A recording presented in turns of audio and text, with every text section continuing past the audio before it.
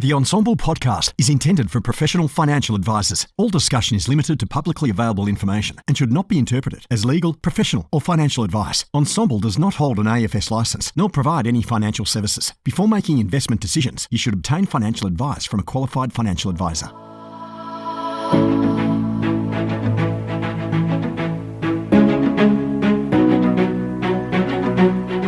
G'day, Clayton here from Ensemble. Thanks for joining me for this podcast. It's a pleasure to be able to do this from time to time.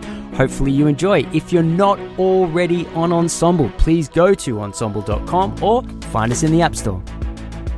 This podcast is proudly sponsored by NetWealth. Imagine a world where you can offer clients access to local and international investments. A world where you can engage with clients meaningfully, backed by powerful data and insights with mobile-friendly technology. A world where you can build business efficiencies through scaled managed accounts and bulk reporting. And a world where you can get all the latest news, research and insights to spot the changes that really matter. Wealth is more than just money.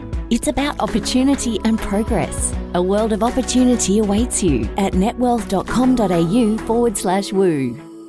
G'day, Clayton here from Ensemble. It was a while ago that Jess took over the podcast with, would you call it with vigor? I was looking for the adjective and I landed on vigor. I thought that was pretty accurate. And one of the first things you did was you interviewed Fraser, and I really enjoyed that podcast. And sort of having you as the host of the formerly XY now Ensemble podcast for a bit over a year or around a year, and now you in that time so much changed for you. Yeah, and so every day when I open my LinkedIn now, I'm no longer blessed with just Ben Nash. Good. Yeah, exactly. It's Ben Nash and Jess. And I got to say, it's a lovely new addition to my LinkedIn feed. So first and foremost, it's a thank you. The thank you for breaking up Ben after Ben after Ben. Well, thank you, because to be very genuinely sincere, the people that I interviewed were to help us all, and me included, to actually do the bloody things that they said, which includes personal branding. It includes, authenticity, speaking up. I tried to actually implement some of the things that I learned, and you might be seeing that on LinkedIn. That's awesome. And it's one of the hidden benefits of being a podcast host is that is you're the one that benefits the most as the host, because you get to have every single conversation. And then the idea of the podcast is so that it's not just you that's benefiting from it. It's a scalable way for many people to learn. So I think it's awesome that you learn so much, by sitting in front of a computer and having conversations. But the key part is, I actually want to get into it. So what happened? What changed during the course of the year? And I'm keen to go into it as much as you want to. And then what's happening now? But I guess we can wait to the second half of the podcast to get there. So first and foremost, what changed during 2022 for you? Well, those of you who've been listening to me might know that I'll go anywhere and everywhere. So Clay, you've got full permission to ask me anything and everything. Awesome. I tried to set a culture when I did the podcasting of, creating brave spaces where we can ask questions and be vulnerable. And I'm really happy to talk about that at length today. So 2022 was, for me, a really exciting, amazing, challenging year. It was all the things. So within a 12-month period, and maybe this doesn't sound like a lot from the outside, but tackling it for me was a lot. So I bought my very first house, which was interstate, which was its own interesting, unique, amazing experience. I set the wheels in motion to transfer all of my existing members, or clients, as you might call them, over to a new financial advisor that joined the Fox and Hare team named Trish Gregory, who is amazing. But that was like breaking up with people that I loved 100 times over, which was really emotionally taxing and draining. And also finding the right person to do that took a long time, and it takes so much trust. Yeah. Because if you're going to hand over those people, you want to make damn sure that they're going to be looked after. And that took me a long time to feel okay to do. But once I did it, it was amazing and it's gone really well. So I transferred all of my clients. I actually sold out of my interest in Fox and Hair, which is something that I'd been planning for a long time. So probably I'm really happy to share how long that journey took and what the steps look like. But I enacted that. I then decided that as a 30-something-year-old woman who's not married and without children, it was the perfect time for me to call my marriage to myself. So I went overseas for 8 weeks, which is why there was some dodgy internet podcasts in the middle of the desert in Morocco. So I had a massive proper life break, which I've never done before. I consulted back to Fox and Hair once I came back, did the podcast, started a new business. Yeah, that's a big year. It's a really, really big year. And let's go back to 2000 and I believe it was 16 when you guys launched Fox and Hair? 17. Close. 17? Okay. And so that was a solid 6 years of your life. It was more because for like 3 years before we launched, we worked every week on Fox and Hair. That's a really good point. Yes. And so it was a large setup. There was 6 years of, actual practicing financial planning. And my first question is, how many years in, because you said it took a long time. So how many years into, let's call it the 6 years? It was 5. It was 5. Oh, 5 years. 5 years. How many years into that 5 years did you realize that you did want to sell out? We basically, for those of you who don't know, Glenn and I, who I have such admiration and respect for and love. Same. Like I had dinner with him last week. I just want to make that abundantly clear from the outset. We both worked together at Macquarie. So hard work is not something that we were unaccustomed to. We were quite okay with working hard. What we said when we launched was 12 months. We are going to work our asses off for 12 months. Let's commit. So many businesses don't make it to the 12-month mark. We've got to do absolutely everything that we can because we're moronic in that we've never given advice before. We've never run a business before. And everyone probably thinks we're going to fail. So let's get this done. And then we got to the 12-month mark, Clay, and we were like, okay, another 12 months. So then we committed to keep doing it. And we were working almost every day. To have a day off would be a rarity. Yeah, you guys worked harder than any other financial planning practice I was aware of. Yeah, and let's just also myth bust. Hustle culture is probably genuinely what you need to get something off the ground, but certainly not what you need to keep it going, in my opinion. So anyway, then we did another 12 months. And by this stage, I'm fraying at the edges. My life admin's taken a toll. Everything that just had deeply impacted me. And I started having conversations with Glenn about this can't be it.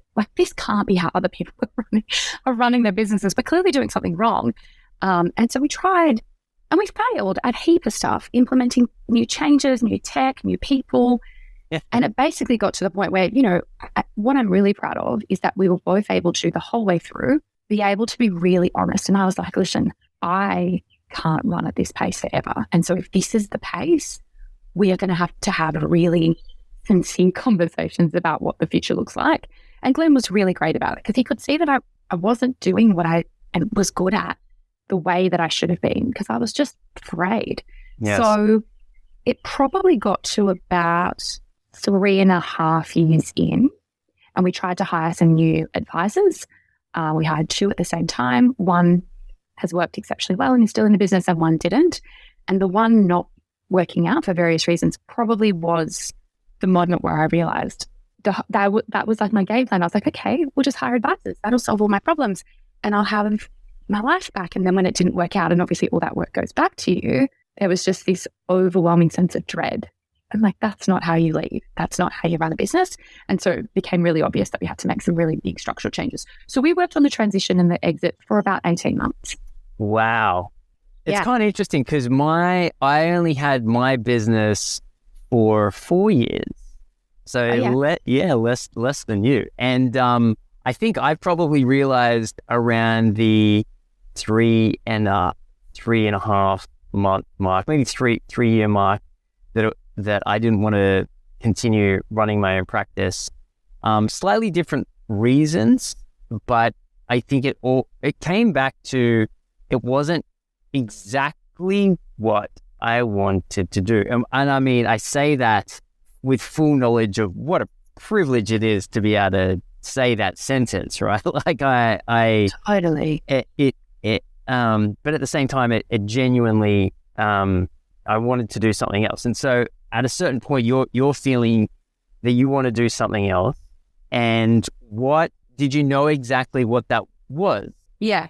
So I ignorantly thought that I could build what I want to do inside the business, because what I thought would happen, being really transparent, and to your point, these are bloody great problems. Like, I sit here knowing how exceptionally privileged I am to have built a business that has done so well and helped so many people. People cried to me when I told them that I was trans. Like, I'm very lucky. So I just want to say that out loud in case it comes across as arrogant and stupid. But I thought as the business grows, I can take on less of the stuff that I'm shit at, because I am shit at many things that sit in the advice wheel, and I can lean into the things that I really love. And I really thought ignorantly that that's what we could build, and that's why we kept testing and trying all these things. And I ended up saying to Glenn, I genuinely feel like a fish climbing a tree. Wow. Yeah. So I identified, and we're a beautiful mix of people in that I'm this crazy macro view from a million miles, 27 steps to everyone else. I'm marching in front of everyone into the jungle with no plan, with no map, enthusiasm, like we got this. And poor Glenn runs behind me, kicking shit up, going, oh my God, team, like, stop, stop, you're going the wrong way. But what I could see really, really early on in the business was that, firstly, young people want advice, which in 2017, when we launched, it was in the middle of the Royal Commission, people were telling me, you guys are idiots, no one's going to pay. I think a survey had come out recently that said people were willing to pay $500 for advice only, and we were like 10 times that. Yeah. So what I saw within the first probably 12 months actually is young people want advice, affluent young people can pay for advice, and they value ongoing coaching. So they were really enormously obvious to me. Yes. We had a wait list. We took on too many clients too soon. We grew too fast, and that had enormous challenges. And I was getting more and more frustrated that 50% of the people that waited weeks to sit down and have a really honest, vulnerable conversation about money for the first time, I was turning away. I was turning them away because I couldn't fit them in, or I was turning them away because I couldn't let them pay what I needed them to pay to get the advice. I know exactly what you mean. Yeah. And that, to me, struck a chord so strongly that I have to try to fix this. Yeah. So it's been 4.5 years, and bless Glenn, because of course I've been like, hi, I'd like to build another division inside Fox and Hair. And he's like, do you not think that maybe we should tackle and nail the one that we've got? And so it did sit on the to-do list for so long, and it became so important to me that I basically said, either we have to build this because it's something that I'm so passionate about, or I have to go and build this. And with his sincere blessing, we did that, because I'm pro advice, Clay. Totally. No, I know. I was just thinking back, actually, because I knew we had this podcast on this morning. I was thinking back to when I sold my business. I didn't know what I was going to do next. And the word finfluencer wasn't around back then, but I tried some naff version of it, and it was really bad. And I did a bunch of videos, and I was trying to create these pictures on Pinterest, and oh my God, it was a disaster. And it didn't actually fit with someone who, like myself, who is actually camera shy. I know that it comes across as that's disingenuous, but I am.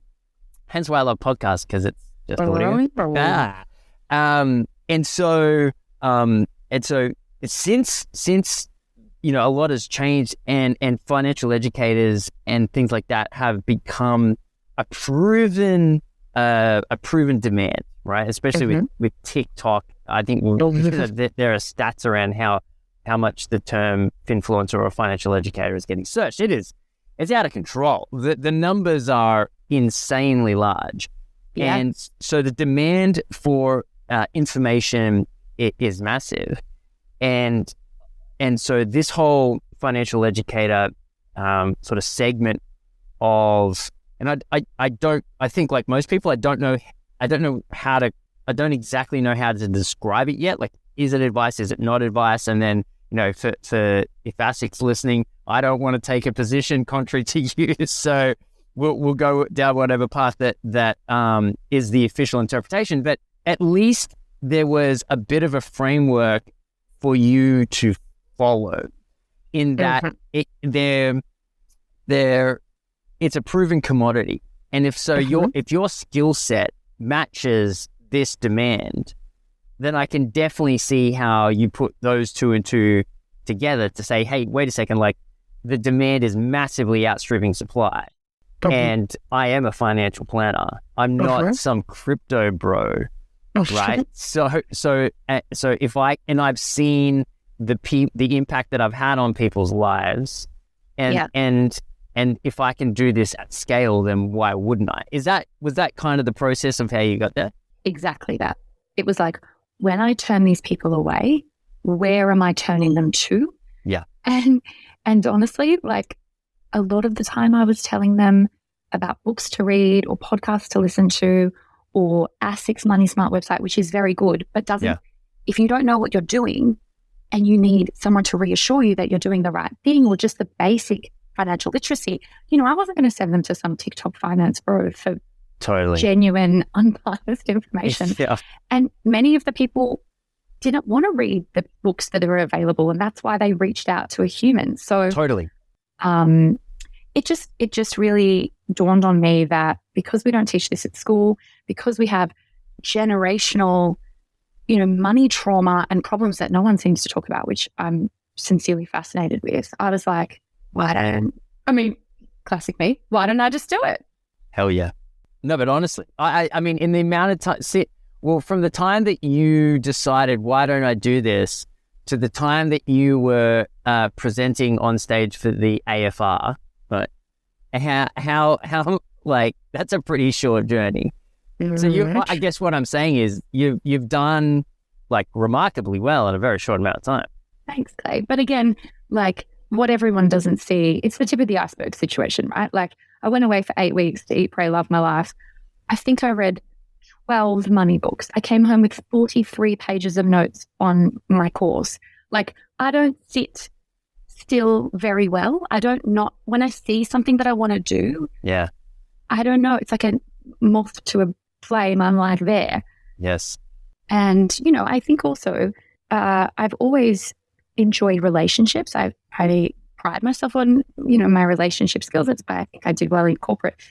And media are not hard to have relationships with, I don't think. Yes. I think they're easier than people think. So yes, it was quite a fast trajectory, almost out of the blocks. I had like 5 or 6 speaking gigs, which was sort of accidental in a lot of ways. But yeah, it's really exciting and it feels really good. Well, let's maybe jump into exactly what that is. So what's your title? How would you describe what it is that, like, how would you describe what it is that you do now? And one of the interesting things is I know that you've kept your financial planning license, which I thought was really interesting. I think it gives you a lot of credibility. And one of the things that I would like to see personally, and I'm sure many financial planners would like to see, is that the people that are getting into financial education, financial coaching, influencing, whatever you want to call it, do actually have a pedigree behind them that says that they can do it. That, for me, that kind of makes sense. Like if this is a version of what financial advice is, and again, like I think there's a lot to sort of figure out exactly what that means. But to me, it makes sense that it's not some crypto bro who's saying buy this thing over here, but it's someone that's, had 1,000 conversations about, hey, what do you want out of life and how do we get money to make those outcomes, possible. So how do you describe what it is that you do? And let's kind of get into exactly what it is that you do. I know you mentioned you had a course, and let's get into it. Yeah. So just on the license piece, that was really important to me. So I am a naturally curious person. And so for me to stay educated and, I want to go back, I'm going to go back and do some additional studies next year, which I completely backbone to folks in here because as you may have understood from 10 minutes ago, my brain could not cope with anything else. So staying licensed is absolutely a proof point, but it makes sure that I stay educated in the right areas as well, which is an important accountability for me. But yes, I do also hope that the majority of people who give what I would call advice online become educated, more educated. So that was important. My license, the Paradigm were amazing. I was so terrified that they were going to kick me out. And I got all of my scripts checked by a law firm that specializes in our world. So massive thanks to Simon and the team who read all of my scripts, gave me all of the disclaimers. So, I've done this in a way that I want to make regulators happy. I want to make my licensee happy. I want to make sure I'm being super compliant. Yes. And I want to say things that are genuinely helpful, but not veering into personal advice. So I'm very much at this point in time taking a general advice stance. And I am about to launch a 10-week financial literacy program. So I don't know what you would call me, given that I'm still licensed, but it's not personal advice. Maybe financial educator? Yeah, I think that's the terminology that they use in the US. And I feel like it's a lot better than finfluencer. There's something about it's hard to get my finfluencer. There's too many F's. I'm just not a massive fan of the word. And also, if you follow me on socials, you'll know that I'm hardly like what they're like. My friends text me and they're like, you have to invest in better setups because your stuff is shoddy AS. But to your point, about your influencer days, I'm totally okay with stuff that I put out not being perfect because I'm just learning. I'm learning, and it's okay not to be I look back at some of them and I'm like, that was ridiculous, and then I move on and I just get better, and that's it. 100%. I even keep a lot of the stuff from those days still online. I think it's got 5 subscribers, so no one even knows that it's there. But I do keep it there because if nothing else, it'll show that everyone starts somewhere, and everyone looks a little bit silly when they put their hand up to say, you know what, I think I can put my voice into the ring. And everyone starts out as self-conscious, and then eventually, after you've done it for 5 or 6 years, you're Ben Nash, you got your pivot hat on, your pivot shirt on, and you've got your vertical camera set up. It's the exact same shot every time, and he's just boom, boom, boom. He just knows how to rattle it out. And I found out the other day that he's the most followed financial educator on TikTok in Australia. So that's amazing. He's really dedicated himself to it. So yeah, and he's still got to practice as well. Although I don't think he gives a lot of personal advice these days. And he's just about to launch a book. I just wrote a foreword for his book. Did you? You legend. We're all a team. The more of us that can help more people, we're not going to resonate to everyone. Absolutely. I love him. And he no doubt has done stuff in the past that would have been very No offense, Ben. I'm just making this up. But we should be proud of our journey. Yeah. And we have such tall poppy syndrome in Australia that we look at things that are a tiny bit shit and we're like, wow, that was shit. Yeah. And it's like, yeah, but what are you doing? Yeah, totally. I think if I think back to before I started my first business and I was getting into business, I realized that I was a self-sabotaging perfectionist. And it was a bit of a mind maze to figure out, but it was essentially, I never wanted to have to look into the mirror and say, I tried my best and I failed. So if I felt like I was getting close to failing, I would do some kind of self-sabotage, maybe don't try as hard, or maybe, do something silly or whatever it was. But I realized it was so that I could never have to look in the mirror and say, I tried my hardest and I still failed. It was like almost a buffer zone that I created for myself so that if I ever failed, I could look in the mirror and say, well, look, I failed, but it was because I did this other thing, which, if I was really trying, I wouldn't have done. And I realized it was a protection mechanism.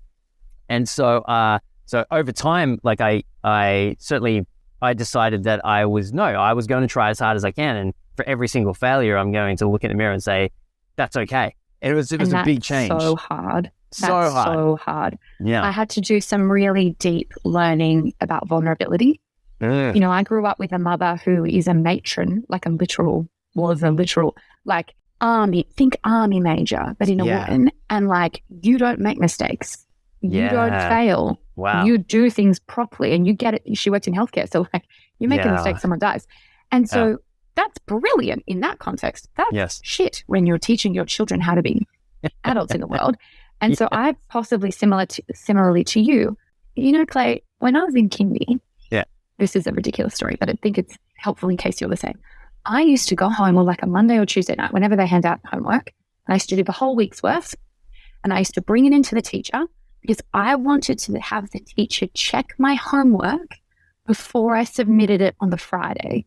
Oh, whoa. Yep. That's how scared of failure I was. They called my mum into the office and they were like, we're just a little bit worried about Jess. And I thought I'd hacked the system. I'm like, you guys are morons waiting till Friday to then find out that you've made a mistake. Hand it in early, get it pre-checked, make sure it's right, and then hand it in. And the teachers were like, no, Jess, this is not how it works. I was like, but why? Why? This is clever. Anyway, and so they actually said to my mum, we think she's got a problem with making mistakes. And your mum's like, goddamn right. Yeah, she doesn't make mistakes. What do you mean? And starting Fox and Hare was the first, because when you work in a big team, you can niche so well that you just do your thing really well. And you can make mistakes. And I definitely made mistakes in corporate, don't get me wrong. Sure. But when you run a small business, you cannot hide anywhere. And so the level of like failure and the rate of failure, if you aren't ready to deeply look inside and be okay with mucking up many things, don't start a business. Don't do anything that puts you out on a limb. Yeah. But, you know, I love Brene Brown. She's like being my quasi-therapist podcast. She says courage over comfort. And I really love that. Yeah. Tim Ferriss, this is a long time ago. I used to be a fanboy, and he said in one of his books, be okay with small things going wrong. And just that real simple sentence. I was like, yeah, it is. It's all right. Like, mistakes are totally okay. And so you're in the early stages. So you're making some mistakes at the moment. Let's call it that. Where is kind of like the 3 years from now? So, what is the current trajectory? And I'm not asking you like to describe where you're going to end up with this, because as we just covered, you're macro 27 steps ahead, right? So, and there's a lot that can change in that time. But so maybe an interim of say 3 years. Where is the trajectory taking you, and where would you like to see yourself in like say 3 years in terms of impact and numbers of people and things like that? I have a 10-year plan. Let's go. I'm happy to go 10 year. Let's go 10.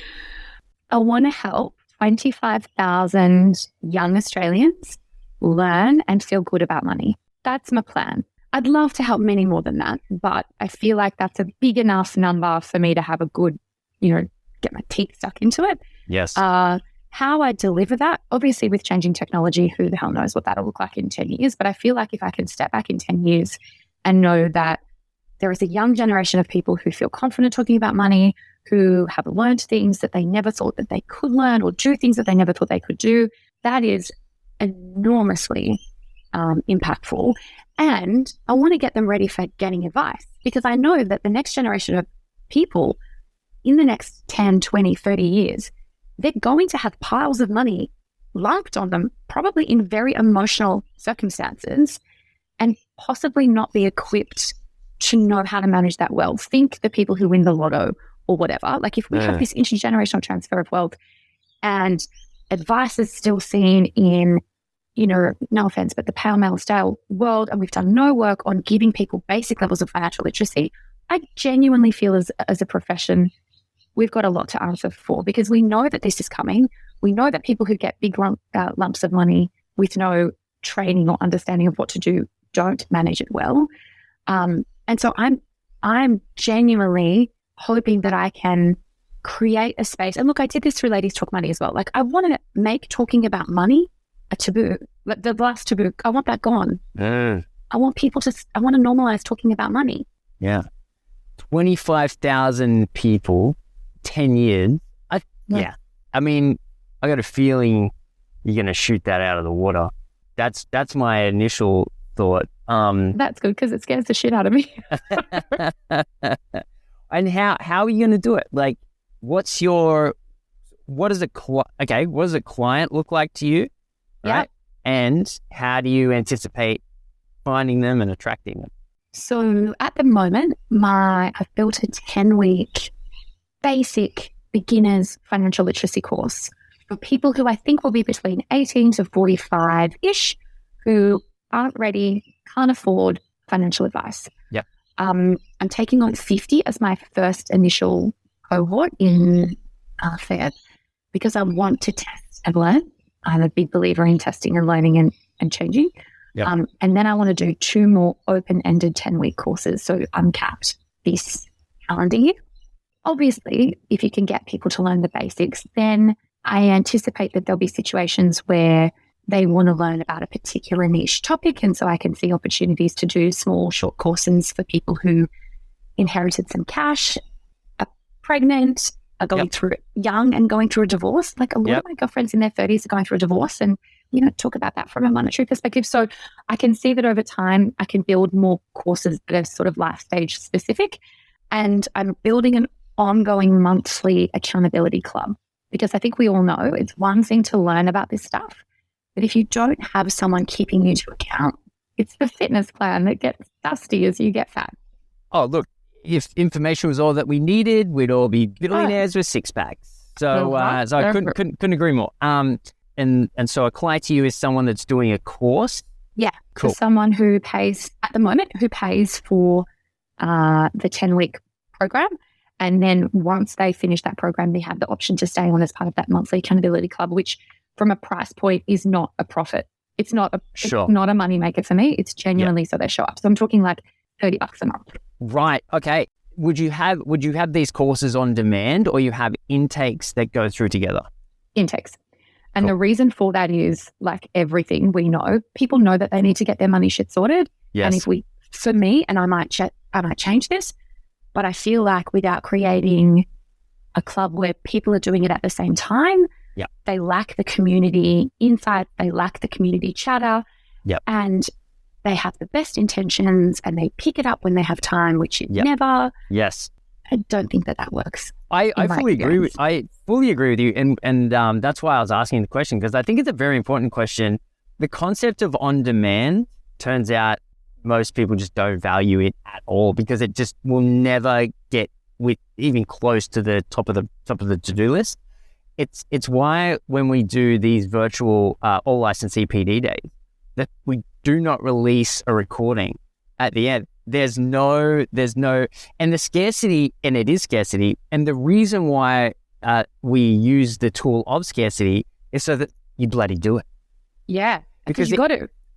If we say, hey, we're doing this event, but we'll release the video after the event, and you can watch it anytime you want, a quarter of the people are going to do it. Whereas if you say, this is the only time it's ever getting shown, it's the only time it's going to be done, and it has to be at this time, and you've got ample warning, it's amazing how many more people will do it.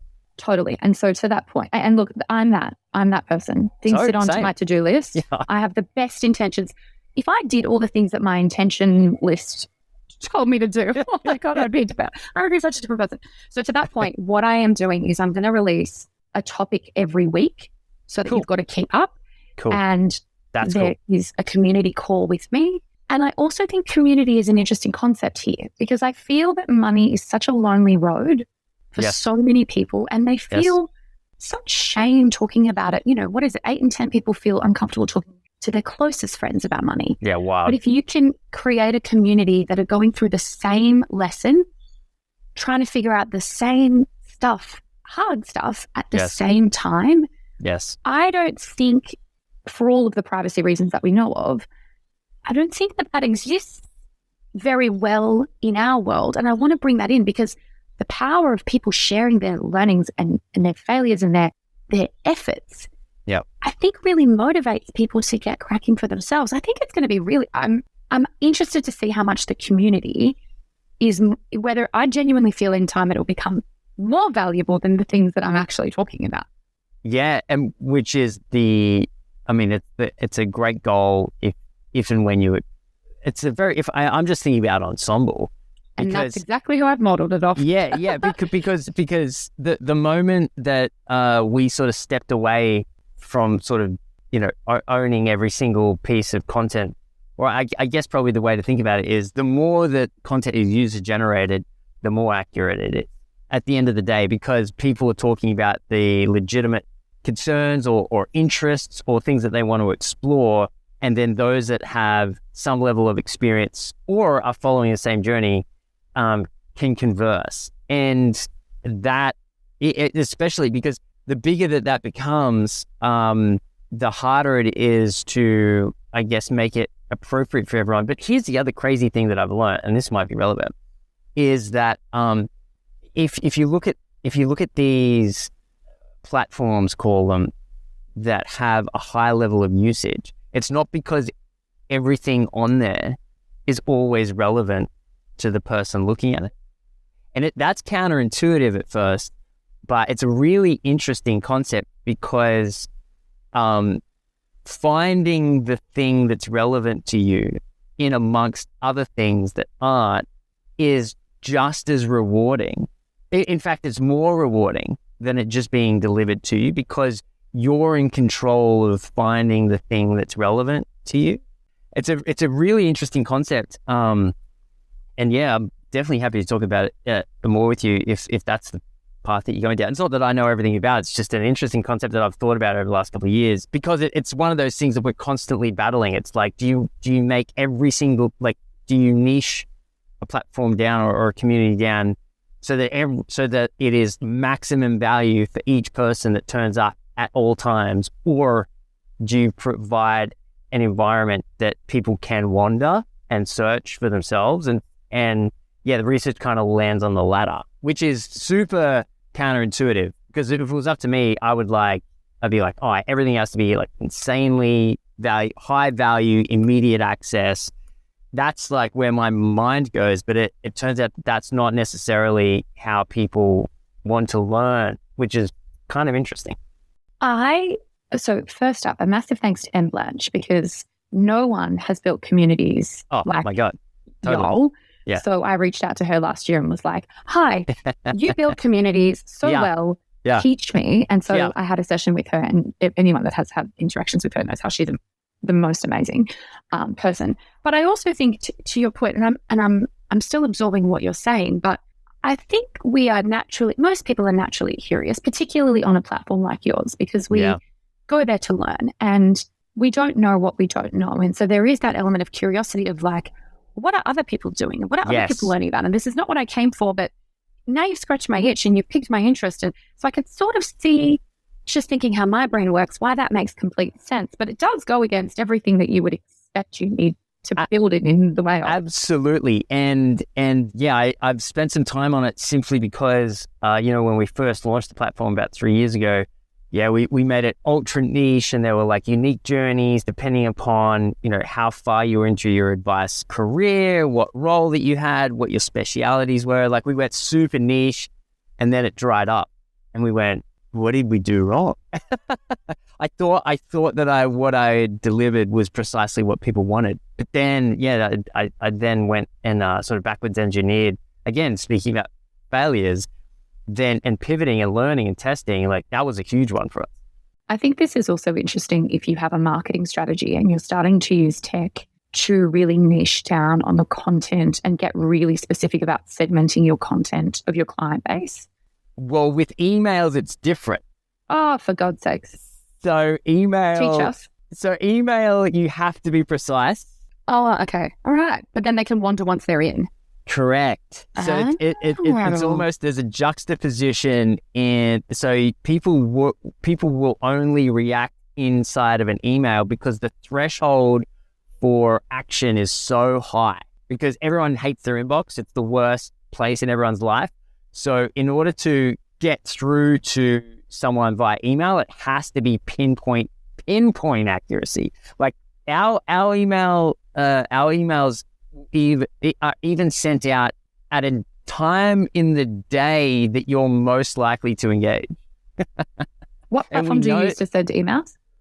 ActiveCampaign, but we do huge amounts of tests. So like when a new person joins the platform, we'll send them an email at a certain time of the day for the week, and then the next week it'll be a certain time of the week, a day, and then for the third week it'll be a certain time of the day, and then we figure out when most likely someone wants to engage in emails, and so they join that bucket. Let alone the role, let alone the interest. Like we've got probably 100 segments of email lists, which is wild. And so the more accurate you are on email, the more likely you are to get an action. But when it comes to the platform, you don't continue that strategy. You actually give people, they go there for what they came for, but then you get out of their way and there's a bunch of other things for them to play around with. So I've now taken over this podcast. Just to clarify, sorry, you're A/B testing at an individual level what time of day someone is most likely to open the email. Then, based on 3 weeks of data, you then map them to a particular group and you niche down based on continual interest of whatever they're clicking in. So you're ending up with however many subgroups divided by what their exact niche interest is. And after the A/B testing, what the time of day is that gets them best. Yes, exactly. That when their energy to tackle their inbox is at their highest. It's I think we all wild. just took something from that. And because we've done so much, like a little company is very advanced in emailing. And so, and what's really weird, is that the platform is the complete opposite. It's not designed, it's based on country, and by virtue that it's about financial planning, that is the niche. But other than that, get out of people's way. And then the purpose of the emailing is to be like, here are the precise things that might be of interest to you. And it's really interesting, but we could definitely chat about it more. I've got a lot to share in this space. Brilliant. Taking you up on that. Okay. Sorry. I've rounded our conversation as per usual. All right. So I want to end with, so you've gone on such a huge journey from Macquarie through to now, being a financial educator and growing and selling a business in between. Right now, are you in a position where if you could go back in time and tell your younger self that you've made overall, while there may be failures in between, but overall you've made the right decision? So that's my first question. What advice would you give to your younger self? But then the other is, and this is kind of more interesting, what's the older version of you giving you advice today? So that you today for younger, and then future you to you today. As you might have seen on LinkedIn, I just did a small little post about what I would tell 20-year-old Jess. That's right. It seems very relevant. And broadly, I said, you're going to work like you never thought you could. And it will be really hard, but ultimately it will be really good. Some of the things that I reflected on, for me, I took this break where I've never stopped before. So it gave me a lot of opportunity to really self-reflect and do all of the things that I think we should all do as humans, but we get so busy being busy, we don't do the most important things, which is wildly ironic. I would go back and tell Jess to take more risks earlier. Glenn had to pry me out of corporate. Like, we agreed on a date and I can still remember it. We were sitting at this Morrison's, I think it's called, on George Street. And he's like, it's time. Like, this is the date we'd agreed on. And I was like, no.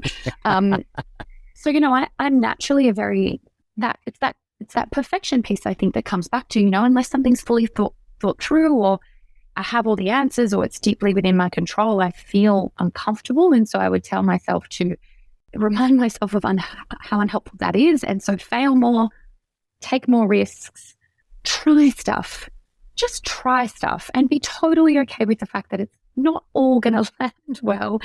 And not everyone's going to like you. Not everyone needs to like you. You know, I think I've always been a fairly confident person, and I feel like that's put me in good stead. But yeah, I think my big ones would be take more risks. I also very recently have discovered that I have ADHD. I say discovered, but anyone that knows me quite well will Like probably legitimately? Yeah. I'm part of the growing cohort that everyone now has ADHD. Getting medicated has changed every fiber within me, and that is so very recent. And I feel so sad that I went through so much pain and trauma, because if you have it, you know that things that are normal to people are really hard. So I would tell my younger self to like get therapy, be honest when things are not right, and go and figure out what the hell is going on, and don't. I actually said no to medication, which I deeply regret. So that's the advice that I would give younger Jess.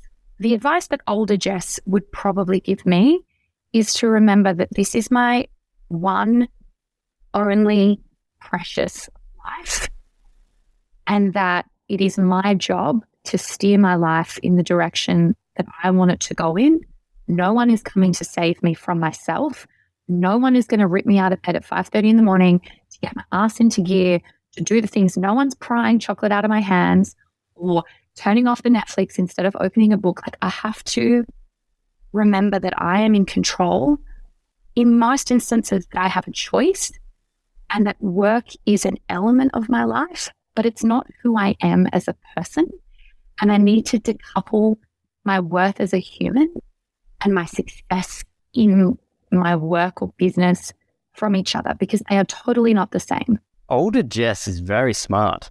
Older Jess needs younger Jess to just do the things that older Jess wants her to do. I'm trying though. I'm really trying. I'm really like, I can't actually, I know that I've already said this.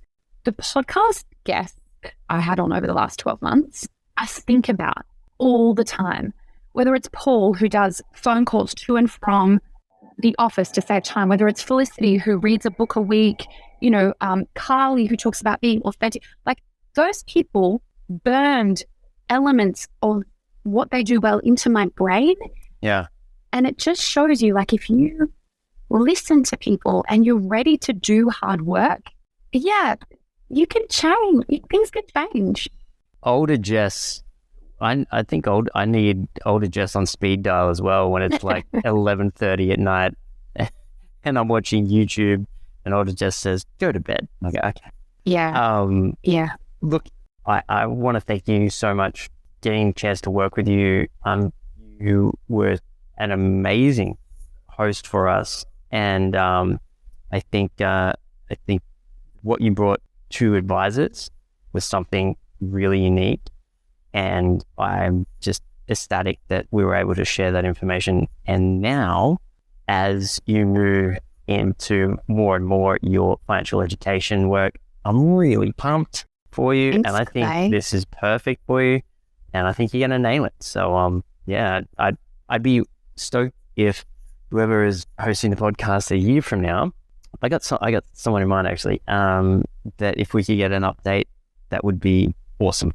A massive thanks to you. Clay gave me this role of podcast host, and I said to him, what am I, like, give me some guardrails. Like, what am I allowed? What do you want me to talk about? What's my theme? Like, and he's like, you do whatever you want. And I did whatever I wanted. Yeah. And I think he said to me, like, I've learned that I just pick good people and I get out of their way. And Hell yeah. You got out of my way and let me do. And I'm sure that sometimes I interview people and you were like, what is she doing? But I want to say sincerely thank you. I learned a lot. I've implemented a lot. I've changed a lot. I've stressed Kieran out, the editor, out more than I can even admit. So a huge thank you to Kieran, who was basically my beautiful nagging mother to make sure that I was on time and did all the right things. And I think the power of consistency. Every week I got the privilege of hosting someone and being able to listen, and I couldn't have done it without them showing up and being really honest and vulnerable. So for anyone that's listening, if anything that I've said today around learnings and vulnerabilities and massively failing, massively feeling overwhelmed, if that resonates with you and you want to have a private chat, please reach out to me. I'm so about it. I also just want to remind people, I'm so pro advice. I hope people come out feeling financially literate, start getting sorted, and then want to level up. And then they go and see you and they understand why they need to pay for your advice. They totally get it. Like, I'm really excited. So massive thanks. Happy to be on in 12 months. Hopefully older Jess has fully implemented all of her advice. Awesome. Well, thanks for today. Thanks, Clay.